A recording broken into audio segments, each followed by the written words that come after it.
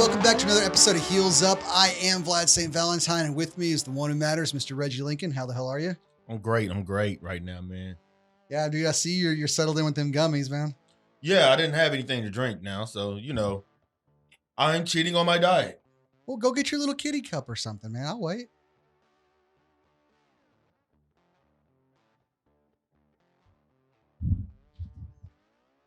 All right, also with us again today, man in the ship, is Mr. Caden Ramos. How you doing, buddy? I'm doing all right, guys. Hi. Another day in paradise, brother. Yep. Yes. All right, so we start off this episode of Smackdown with, I don't like the way I said that. Why did I say it like that? I said it weird. Yeah, you did. What was that about? All right, so we start this episode of SmackDown with Roman Reigns and Paul Heyman coming out, and Paul uses his mouth prettier than a $20 whore. Yes, he does. Holy shit! Every I week, could listen to him talk all day, man. I really can. every week he's enthralling. Yeah, the dude's amazing. So he builds up Jay. He builds up the family bond between Roman and Jay. And Roman's still acting kind of stoic and aloof and douchey. Yeah. Jay comes out, and he's, family, this is great. We've been dreaming about this since we were kids, yada, yada, yada. He thanks Paul. Paul's like, you don't need to thank me. Thank Roman. Roman's like, you don't need to thank me. You earned this, but I'm going to whip your ass like when we were kids. Oh, yes. And then it's all love after that. He's still being, it's like Kalisto's, cocky, arrogant attitude, but Roman's is, turned up to a fucking 24. Yeah, it really is. So it's a cool persona. I'm glad. I like it. Yeah. And I definitely like him working with his blood relatives because, playing off that dynamic too during his change and the way he's changing definitely makes it much more poignant than if he was, again, feuding with someone like a Braun Strowman or someone he's already had issues with before. But during their conversation, Corbin comes out, calls the whole thing nepotism for Jay being in the Fatal 4-Way last week. Sheamus comes out and agree with them, and they both just stroke each other off for a little while. Pretty much, yeah. And then Jay challenges them to a tag team match that Roman doesn't seem much interested in being a part of. Sheamus attacks. Jay throws him out, beats up Corbin, and Roman does little more than just kind of... Just stood there and let Jay do all the work. Yeah, just kind of moved out of the way a little bit as he was throwing Sheamus out. That was about it. It was like the opening scene from Daria when she's playing volleyball, just the...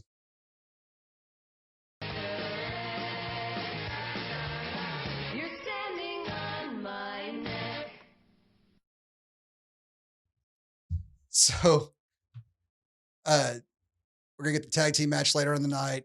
Jay and Roman versus Sheamus and Corbin. Right. That'll be our main event. Mm-hmm. I ran out. Already? It didn't even last past the first segment. Do me a favor. You need to send us more bags, please. Jelly baby? So after the Roman and Jay opening segment with Corbin and Sheamus, we cut backstage. We're getting video packages on the night, what matches we're going to get. And when they show the Intercontinental title match between Jeff Hardy and AJ Styles, it's going to be coming up next. We cut backstage to the production truck, and Sami Zayn is, of course, just throwing a damn fit. And, it's like, this is not I take this graphic down. It's not the Intercontinental Championship match. I'm the He's doing his usual stick. Sami Zayn just really is like giving it to production right now. He's the Karen of the WWE now. Yeah. I love it. He wants to talk to your manager at all times. I love it. So after that, we go after commercial break. We come back for the Intercontinental title match with Jeff Hardy versus AJ Styles.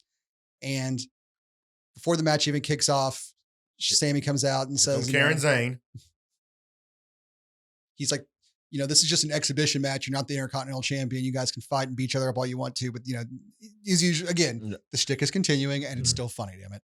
Yeah, it is. Adam Pearce, I guess he's no longer the lackey. He's like, he's going to be the next GM of SmackDown. He's like lackey first class, I guess. So moving on up in the world. But he's out there with Devon's kids. You said it was, right? Yeah, at least that's what it looks like. Yeah. As security guards. Playing the security guards, and they're dragging Sami out. Sami's like, oh, good, Adam Pearce, the voice of reason. You're here to stop this? Like, no, we're here to drag your stupid, goofy ass out of here. Exactly. We have the IC title match, which is not bad. But again, like, I go on this week after week. You get the two wrestlers in a match who are just phenomenal hands. And, no pun intended for AJ. And you know that if this was our pay-per-view, that we'd be getting something just balls out, but because it's a television Yeah. show, we're getting a slightly watered down. We're still getting a good wrestling match. Yeah, But we're getting a of slightly course. watered down version. So just even no matter how good it is, a PC just wishes slightly that this was happening at a pay-per-view instead every time. Oh yeah, for sure. I know that's Sure, just me man. being, It's- I'm being nitpicky. I know. It wasn't bad though it was not bad for a television match. But again, we get one of the Manatee's favorite balls. We get the DQ finish because here comes Karen Zane once again to interrupt everything and ruin it. he attacks AJ on the outside, giving AJ the win by DQ. Jeff obviously retains, and he hops in there and gives Jeff a haluva kick. And Yeah, but as he walked out trying to recover, Jeff Hardy just passes out on the ramp. Well, yeah, Sammy and them left, and afterwards, Jeff rolled out of the ring, and on his making his way up the ramp, he just passes right out. And so I know you were worried that they were going to do like a drug relapse storyline, which God knows we don't want to see that. No, we don't. Like we know Jeff's clean. Let's get past it now. But when we come back from commercial, we do have a medical update on him. They said it's dehydration, which isn't that like Hollywood like metaphor for drug problems? I don't know. Like Yeah. Lindsay Lohan had dehydration issues. I guess. I'm not sure. I don't know. If you go back and watch it, the way that he fell out the ring, She had like a couple of keys, a dehydration a day issue, I don't know. allegedly. The nose dehydration. Andy Dick's the most dehydrated person in the entire world, allegedly. You mean tell me you didn't put Nicolas Cage in this? I thought the man could use a night off. While we're getting the medical update on Jeff Hardy, AJ Styles shows up and complains again and tries to pin stuff on Jeff. He's blaming him for faking the dehydration or something like that, and says like, "Oh, it's so suspect that Sami Zayn just showed." Like he's always trying to pin Sami Zayn showing up on Jeff. Like just he's throwing anything against the wall and hoping it sticks at this point. Yeah, pretty much. Karen number 2. That's just because of the haircut. Well, I guess the complaining is coming along now too. Yeah. It's only a matter of time before they get a minivan and start going for iced lattes in the morning while they wear yoga pants, even though they're not working out. Next up, we had a backstage segment in the Champions Lounge. The Street Profits decided to join. While Shinsuke and Cesaro decided to go over their match, they just came to interrupt, but really start a party. Yeah, we got the Raw Tag Team Champions invading SmackDown this week, returning the favor from what Shinsuke and Cesaro did on Monday. And they're wrecking their private little champion lounge backstage, and Shin and Cesaro really can't stay unprotected. They have a matchup next with the Lucha House Party. And, Street Profits like, don't worry, man, we're just going to chill out in your lounge and, scope your match, get a little bit of recon going on here, scout the opponents and maybe have a couple of your snacks. Cesaro and Shin are like, don't touch anything. Don't you dare touch anything. As soon as Shin and Cesaro leave for the ring, Dawkins is down in those snacks. So. Yeah. Of course, like why wouldn't you if they're there? I mean, nobody else is eating them. So after the Street Profits start munching down on Cesaro and Shinsuke's grindage, we get the Lucha House Party coming out to the ring for their match. We get like a little picture-in-picture interview with them from backstage earlier where Kalisto, it's like, I'm glad to be back with my friends as leader of the Lucha House Party. And the other two kind of give him a little side eye for it. So we're driving that little wedge between the group and him, just a little bit more. Oh, yeah. So yeah, they're definitely, I look at driving all these teams apart right now, man. Like, again, just Elvis, leave us alone. It's Heartbreak Hotel up in here. I know, right? After this, we get a quick segment with Jeff attacking Sami Zayn backstage, getting a few licks in for the attack earlier, but nothing more really comes of that for the night. But, Jeff's got to get a little bit of heat back, I suppose. Hey, maybe they'll start a SmackDown underground and then we'll see more of that. And SmackDown will be 3 hours. Don't give them any fucking ideas, man. Okay. Hey, cut that out. Cut that out. All right, so next we finally get into the match with Lucha House Party and Shinsuke and Cesaro. And this match, Cesaro is just a gem, man. He really is. Yep. He's like a pommel horse for the Luchas. We keep saying it every time he gets in the ring with them, but I absolutely love watching Cesaro work with the luchadors because he allows them to basically do whatever. He's strong enough to support any move they can possibly want to do, and they can really kind of let fly. And it's spectacular to watch. It's getting to watch them on a regular basis again. Almost, it's not quite there, but it does give me the little nostalgic twinge for the old WCW cruiserweight division. Yeah, I'm just saying, man. Once they're through with this tag team thing, Cesaro needs a push to the moon. He really does. Can you put that meme up? Thank you. Yeah, thank you. Yeah. Like, just shoot him to the moon and make him Universal Champion. But Cesaro. But as they go on, something in the air that night, Cesaro.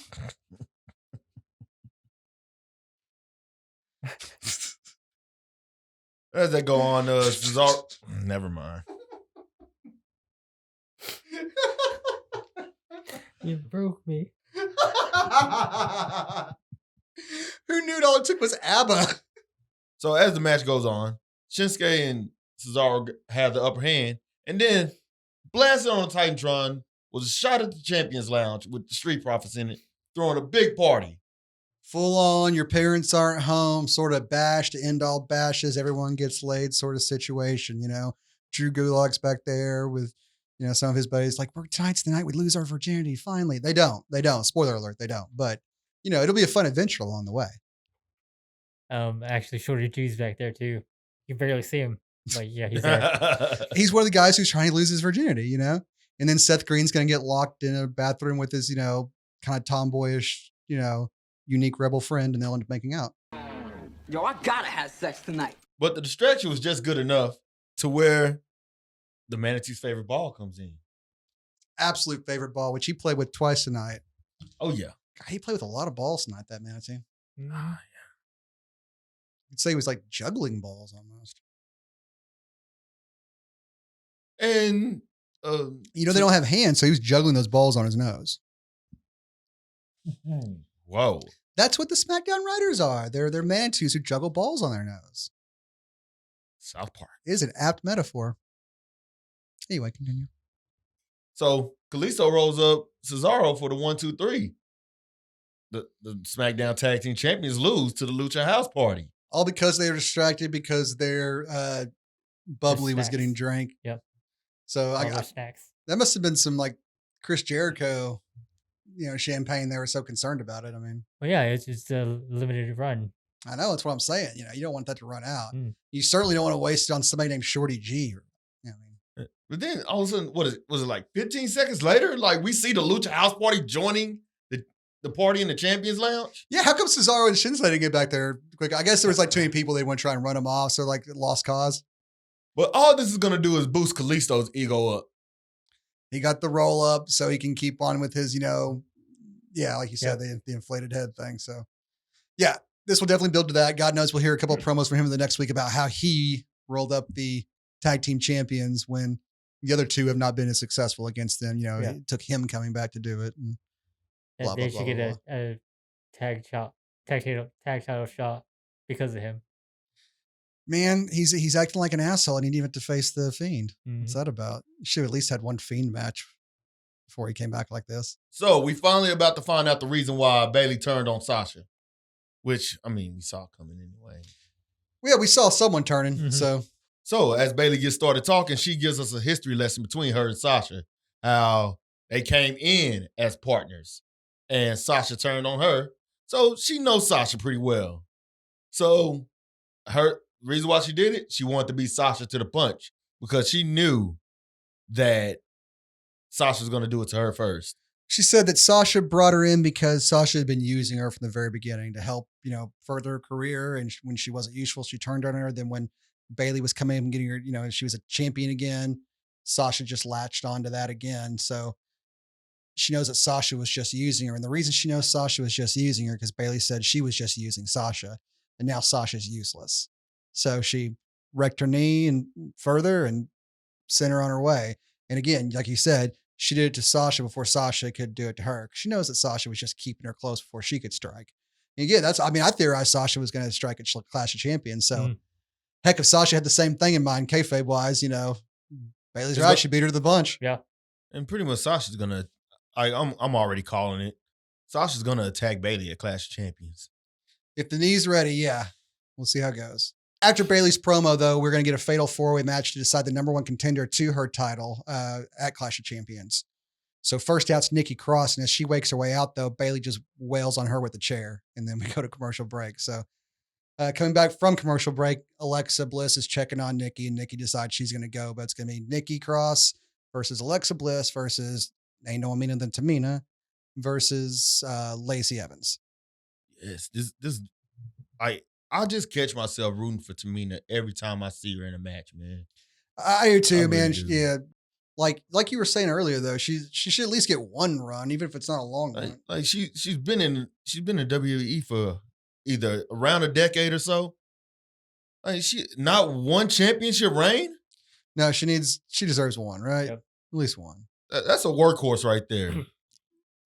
But the match isn't bad. I think most women got their time to shine as far as getting their offense in, except for Alexa. But Alexa gets a different way to shine. We get a little bit. Oh yes. Yeah, her and Nikki start to put a little double team on the other two, and the other two are on the outside. Nikki slingshot Alexa, and she does a baseball slide into them. But as soon as she lands on the outside, she just gets that 1,000-yard stare, that vacant look, and starts staring off. Nikki hits a double cross body from the apron on the other two, and then she goes to check on. No, I take that back. She does the double cross body on the other two on the outside, and while she's on the ground, zombie Alexa, is staring off like white zombie style, Only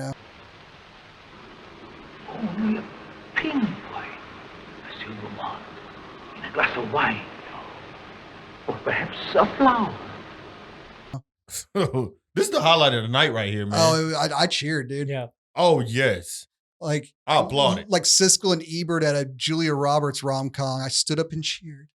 No, I when she picks up Nikki Cross and puts her in the Sister Abigail position, kissed her on the forehead, and just rips one off. A beautiful Sister Abigail. Like On better the than floor. Bray himself. Not even gonna lie. Well, she just got a lot less bulk to try and whip Yeah. around. So Yeah, that's true. no That's offense, true. Bray. I sympathize, but Oh yeah. it was the best moment of the night. It definitely made the Firefly Funhouse later a little disappointing. Now, I only say that because I had certain expectations. Just because my expectations weren't met doesn't mean it was bad. It's just No. I was a little disappointed after a week's worth of build up. I thought we were getting something I else. know, especially after what I just pointed out in the last week's segment with Alexa Bliss. Like I just knew it was gonna be like we'll get to that eventually. Yeah, but Alexa walks out during the commercial break and she just leaves the match. She just zombies out of there. So after Alexa leaves, we mostly get Lacey and Tamina going at each other for a while until Lacey goes for a pin after the moonsault and Nikki breaks it up, having recovered from the Sister Abigail. And we get kind of an exchange and flurry of finishers and dodging finishers. And then eventually the manatee and his favorite fall once again tonight. Especially with Nikki Cross. Oh yeah, we contend that instead of that spinning neck breaker, her finisher is the roll up. Yeah, that's definitely her finisher. But Like they need to put that in the video game. They really do. But she rolls up Tamina because when you put Tamina in a match, that means she's there to lose usually because she's the Viking Raiders now too. Or should I say the Viking Raiders are Tamina because she definitely predates them as far as eating pins for everyone's sake. Man, it's so disappointing. It's like Kane the later years. You got someone who looks like a monster and you just bet on them looking like a monster and just have them go out there and lose over and over again. You think it's not going to diminish them at all because, hey, they look like monsters, right? Yeah. Like I said, that meme, put Tamina's name on there too. But we're going to get Nikki Cross versus Bailey again. So it's a filler match with it helps you not have to build somebody else up around the title picture because Nikki was just there like a week or two ago, essentially. So it makes sense for her to still be there. You don't need much build up. The history is still fresh. So they can have this filler match before Sasha and Bailey later on. Whether Sasha shows up like you're thinking at Clash of Champions and costs Bailey her title to Nikki, that'd be kind of cool. I'd like to see Nikki get the title. Yeah. And then Alexa freak out and take it from her when she goes full fiend. I would love that because that would make for if you're gonna make her like the Fiend's bride or whatever and have her go all evil and she ends up wanting a belt too, it's gonna be much more poignant for her to take it from Nikki. Obviously, those personal relationships make these matches so much more interesting, as we're seeing with Roman and Jay, as we're seeing with Sasha and Bailey, as we're seeing with what we're proposing here with Nikki and Alexa. Yeah. So I don't know. I hope that's how they go. I mean, even Braun and Bray going back and that too. All right, so after all of that commotion went on, we have a match between Otis and Morrison. Oh man, and Morrison, another gem. I'm telling you, just He can sell for the big boys, man. He knows how to throw himself around. That parkour style is more than just for running around the ropes. You can also sling that body around. Yeah. This dude is going to be in the same shape when he's like 70 years old, man. Beautiful human being. But no, that first like bump he took where he just did a corkscrew in the middle of the ring after a body check Totally was fair, yeah. I was like, oh, we're in for a good match. This is gonna be fun. Oh, yeah. And again, Morrison doesn't disappoint. It's a good match, but it's secondary to what happens on the outside. Miz goes for a distraction and brings Tucker over to that side of the ring, and Miz wanders back around to their corner and grabs the lunchbox, which Yep. supposedly has the contract in it, and vamooses. But even with that, it was still more of a distraction to Morrison than it was to Otis. Well, Morrison thought he thought that it was his mission accomplished, so Yep. I was up the ball in the match a little bit because he Yeah. got what they came for, right? But Wrong. Otis gets the caterpillar and then his Vader bomb. What have we figured out? They got a name Yeah. for it yet? I don't know. Usually We'll just the- call it the Vader bomb. Well, yeah, usually the announcers like to scream the name of the move whenever they're, they got a new finisher. But if I haven't been paying attention, maybe he's been using that forever. But that's the second time I've seen him use it, and it's a damn Vader bomb. So after Otis defeated Morrison, we go into commercials. Then after commercial, we cut backstage while Tucker is trying to rush Otis to, hey, we got to get the Miz. He got the lunchbox. They're thinking it was the lunchbox with the contract. Otis told him, no, relax. They might have a lunchbox. But then he opens the briefcase, and it's the actual lunchbox with the contract in there. It's like Russian nesting Money in the Bank contract boxes now. But yeah, the Money in the Bank briefcase has a mini lunchbox inside of it with the contract inside. So, the dastardly duo are outwitted again by Otis and Tucker. It's like a damn Hanna-Barbera cartoon on Saturday It morning. really is. I'm loving it. 'Cause after this, we cut to Miz Morrison, and they're going through it, and all they find is an apple core. Like, I'm waiting for them to go fishing and pull up an old boots or something next. Like, It's like, how is Otis going to keep outsmarting these two? apparently the Miz wanted to get the contract because apparently his lawyer said there's a loophole in any contract, and they should have to get the contract to the lawyer, and they're going to try and find a loophole so they can, Take it. yeah. So, those dastardly, it really is. It's freaking Hanna-Barbera cartoon, man. You just add some vehicles and it becomes the wacky races. So after this, we had Firefly Funhouse, and Bray laments the loss of his title a little bit more, but he's like, it's okay. We're going to have when you fail at something, it's all about, how you face those challenges. And so our new guest here is, what was it? Pasquale, the persevering parrot. He's like, come on, Pasquale, and goes to open the box. And I seriously, Kate and I were both laughing our asses off because we were just waiting for the Monty Python bit to start. This is an X-parrot. But he's like, oh, I guess I should have put some holes in this thing. So I guess his perseverance died. I guess so. I guess that's what we're saying here. Yeah. So is the Fiend depressed? That's sad.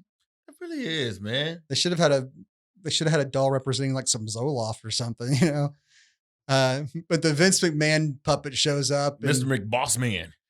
and says that he's lost faith in Bray and he's going to fire him, but instead he's like he can't handle the Firefly Funhouse himself, so it's non-negotiable. He's going to bring somebody in. And it's special advisor Wobbly Walrus, it looks like Paul Heyman. It really does. So we got Paul Heyman advising Bray Wyatt, or the Wobbly Walrus advising Bray Wyatt the same way Paul Heyman's advising Roman in this wonderful parody. And I guess that's going to be a feud later on. I'm sure it is. I would watch fat, about to have a heart attack at any moment, Paul Heyman take on what is essentially one of those like knockdown blow up dolls, with a Walrus mask on it and a business jacket and tie. That's essentially what it is, right? Yeah. Yeah. Yep. So the Wobbly Walrus thing is, as far as Bray Wyatt stuff goes, every bit of it's interesting, quite frankly. I'm always interested to see where it goes. And again, it's the Paul Heyman parody thing, so it'll be fun to watch. But I still was a little disappointed that we didn't get Alexa Bliss during the Firefly Funhouse tonight. So, but again, it's a slow burn. I need to just enjoy the burn. We'll see how it goes. But after this, we get our main event, the tag team match between Jay and Roman versus Sheamus and Baron Corbin. And this was, again, more about feeding into who Roman is now and also building Jay up as someone who can handle himself by himself, because this was basically a 2-on-1 handicap match because Roman does not show his face until the last Jay was 30 kind of seconds of getting the match. destroyed in this match. Yeah, he was getting his butt kicked for a while, but he was starting to get a little bit of offense in, but he got set up for the brogue kick, and before Sheamus could hit it, though, Roman's music hits, which causes a little bit of distraction, and Jay's able to get on top and whip the 2, hit the super kick, go up for the splash, and when he goes up for the splash on Sheamus, though, Roman just casually gives him like a nice little slap on the back, Tagged himself in. nods at the ref like, yeah, you saw it. Okay, cool. Yeah. Jay hits that splash for the 1, 2, 3, and he goes for the pin, but the ref's like, you get out of there. He looks back at Roman like, oh, okay. Roman just like, Yeah. Yeah, Go, get your butt out of go here. ahead. I got this now. Casually kid. gets in, hits the spear on Sheamus, 1, 2, 3, then Roman just gets out, done. He totally cash, just showed up for the last few seconds, and Didn't break a sweat. no. But they get I'm to the here so top I of the don't get ramp. fined. What's that? He pulled the Marshawn Lynch. I'm here so I don't get fined. I'm just saying, Yeah. man, like everyone else in the WWE must work by the hour except for Heyman's people. They must get paid by contracts. They're like, just as short as possible. We're going to squeeze this for all it's worth. All right, guys, just go in there for 5 seconds. Like that's the deal for Paul Heyman. I'm not worried about winning. I'm about working less. Yeah. Work smarter, not harder. Yeah, that seems to be the deal, man. Like you sign up with MVP, you still got to be beating people down all the time. You sign up with Paul Heyman, you let him talk while you stand there and look impressive. You get a title automatically, it seems like. Yeah. And you work 5 minutes a night. If that. You know what? I'm a Paul Heyman guy. The match itself, again, was more about making Jay look a little bit tougher than, because we haven't seen him much as a singles. We haven't seen him at all as a singles wrestler, really. Yeah. No. So put him against 2 formidable heels and let him, have to hold his own a little bit. But then the victory's kind of stolen from him, even though he should have gotten the pin himself after everything he went through. They go up to the top of the ramp. Paul presents Roman with his championship, and he's sitting there holding it. And Jay grabs the hand with the championship and raises it, and both kind of looking at it. And Roman's like, kind of get your hands off me sort of look. But, it's the tense. He's walking that line between, because it's still family. He doesn't want to cross it. I wonder what that family reunion is going to be like. Depends on how the aftermath goes after the match. If they hug as family or if Roman starts beating him down for the match and goes full, shithill. We only can find out. Guys, that was Smackdown. It wasn't a stellar night by any means. It was more about storytelling. Yeah, so was Raw this week too, which isn't bad. The matches we did get, I was a little disappointed that we just got roll-ups really, and then the DQ. And I'm a little disappointed with teasing the Fiend's new character or the new member all week long and just kind of being Above it. well, I guess it always has been, right? I shouldn't expect anything else. So that's me getting my own hopes up. I really don't have a right to complain about that. But how much longer? We got 2 or 3 more weeks for Clash of Yeah, Champions. 2 weeks. 2 weeks. Yeah, this definitely felt like we've got 2 more weeks for a pay-per-view. What do we do this week? Yeah. It was what it was, but no retribution, so that was nice. That was a nice, refreshing. No, night they're, off they're from that strictly garbage. on Raw. That's what I asked. Are they exclusive to Raw? Yeah, they're exclusive to Raw now. Okay. I guess we need something to make the time go. Yeah, Well, no, we're- after they went and destroyed the SmackDown ring, they're like, okay, yeah, we're gonna stick to Raw now. Well, like we're some vigilante group that doesn't work within the system, and we're attacking people on the outside. But don't worry, we'll stick to one show because, guys, like either stick to kayfabe or just go off the rails with it, man. Because this is stupid. But at least they're narrowing it down. They're going to make something of it. Anyway, I don't know what we're talking about retribution. I'm not really a fan of it so far. Although I'm more open-minded to it this time around. Now that we know it's not going to be a political message, it's just people butthurt they got fired. Yeah. Or whatever it's gonna be. Somewhat, whatever it is. Well, that's kind of they were discarded by They'll explain more later. the WWE. So that's the verbiage it sounds like anyway. Anyway, we're rambling. We're call this bullshit out. Guys, thank you so much for being here again. We will see you Monday, obviously. And again, we've got some new stuff we shot for y'all this past week that we're still editing, but we will get it out to you within the next 2 weeks. Promise. More stuff to come. Keep liking, keep subscribing, keep sharing, and say hi to your mama for me. Oh, and follow us on social media too. Oh, that's right. Reggie took over their Instagram and Facebook. We're on that crap too. So, and he gives a shit way more than I do. So he might actually post stuff. Oh, I definitely will. I'll even post a link to my OnlyFans. Please don't.